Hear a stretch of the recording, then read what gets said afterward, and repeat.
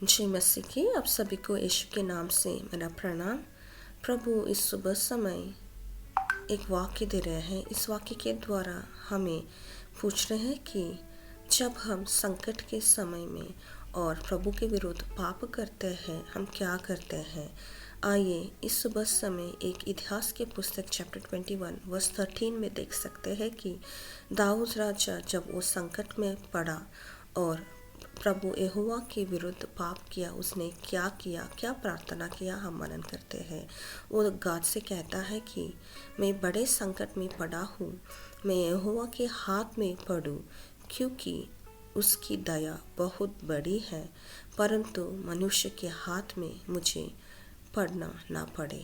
आमीन। इस वाक्य में हम देख सकते हैं कि दाऊद राजा संकट में है क्योंकि उसने प्रभु के विरुद्ध कुछ काम किया और प्रभु उसे दंड दे रहे हैं और वो प्रभु के सामने आकर और गॉड से कह रहा है कि जो भी दंड प्रभु दे वो प्रभु मुझे दे, मुझे मनुष्य के हाथ में नहीं पड़ना चाहिए बल्कि मेरे सृष्टिकर्ता प्रभु के हाथ में पड़ना चाहिए।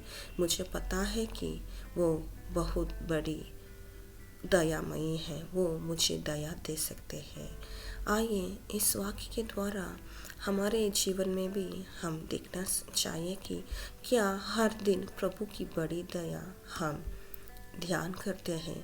प्रभु कितना दयामयी है, कितने भी पाप हम प्रभु को विरुद्ध करें, प्रभु हमें दया करने वाला है, हमें वो पाप को क्षमा करने वाला प्रभु है।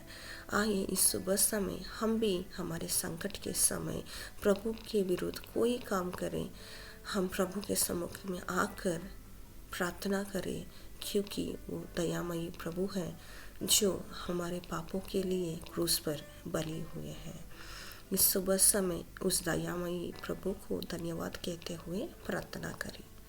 प्रभु परमेश्वर, इस सुबह समय देने के लिए हम आपको धन्यवाद कहते हैं। प्रभु हमारे संकट के समय में, आपके विरुद्ध पाप करने के समय में हम आकर आपके हाथ में पड़ने के लिए सहायता कीजिए क्योंकि आप ही एक सिर्फ प्रभु है जो दयालु है, हमारे जीवन में जो दया दे सकता है, परंतु हमें मनुष्य के हाथ में पड़ना नहीं चाहिए। प्रभु इस सुबह समय कोई भी बच्चे आपके विरुद्ध काम किया है तो यदि वो संकट में है तो इस वाक्य उसको एक समाधान दे। प्रभु उस व्यक्ति को आप दयामयी रहे और दया दे। प्रभु इस वाक्य को देने के लिए हम आपको धन्यवाद कहते हुए आदर और महिमा सिर्फ आप ही को देते हैं यीशु के नाम से।